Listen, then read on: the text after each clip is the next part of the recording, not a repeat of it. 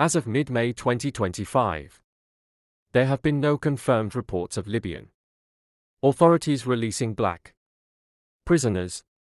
However, recent developments have raised significant concerns regarding the treatment of black migrants and detainees in Libya. The U.S. Trump administration had planned to deport migrants to Libya, a country known for its unstable political climate and documented human rights abuses, particularly against migrants and detainees.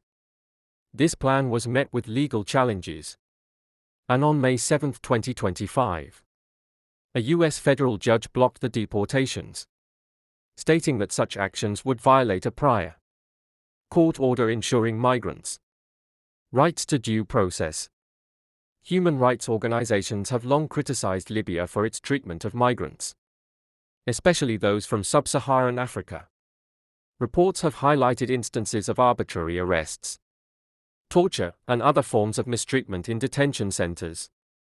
These concerns are compounded by the fact that both of Libya's rival governments have denied any agreements to accept deportees from the U.S., further questioning the safety and legality of such deportations. While there have been past instances where Libya released political prisoners as part of reconciliation efforts, such as in 2021, there is currently no evidence to suggest a similar initiative targeting black detainees. If you are interested in more detailed information on this topic or related issues, please let me know. Libya is currently experiencing its most intense violence in years, following the assassination of a prominent militia leader, Abdel Ghani al-Kikli, also known as Ghaniwa. On May 12, 2025, al-Kikli led the Stability Support Apparatus, SSA, a powerful militia in Tripoli implicated in numerous human rights abuses. Escalation of violence. Al-Kikli was killed during a meeting at the Tekbali military camp, reportedly convened to de-escalate tensions among armed factions.